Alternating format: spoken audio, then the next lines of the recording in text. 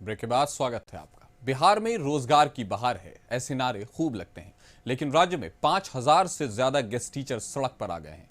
नौकरी गए 6 महीने बीत गए, लेकिन उनकी सुध लेने वाला कोई नहीं है। कभी सरकारी व्यवस्था का अंग रहे, अब ये गेस्ट टीचर सरकार की तरफ रहम की गुहार लगा रहे हैं।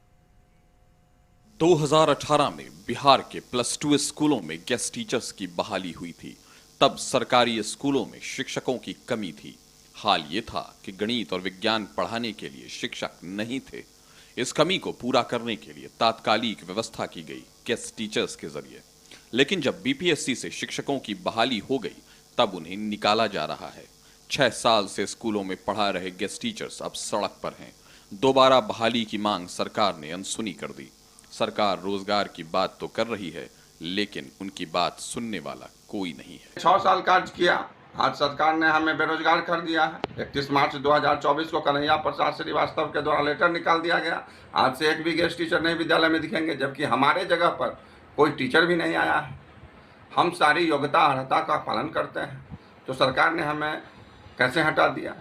सरकार की ये नीति सही नहीं है। दरअसल जुलाई 2018 में बिहार के स्कूलों में गेस्ट टीचर्स की बहाली हुई। विज्ञान, गणित और अंग्रेजी के गेस्ट टीचर्स बहाल किए गए।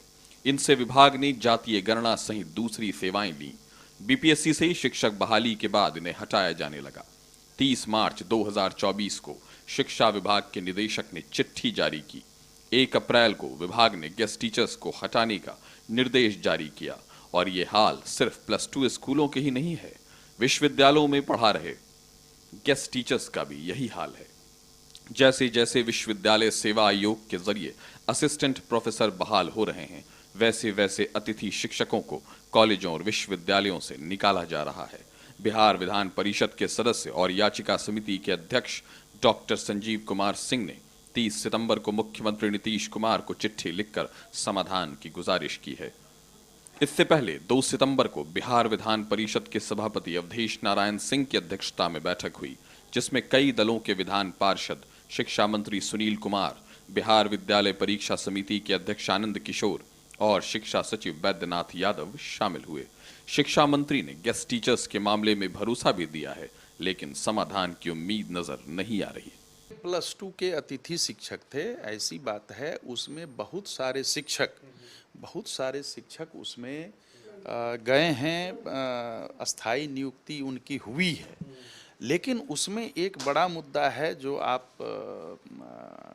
देख रहे होंगे, जो ओवर एज वाले हैं, अब तो वो परीक्षा में बैठ नहीं सकते हैं।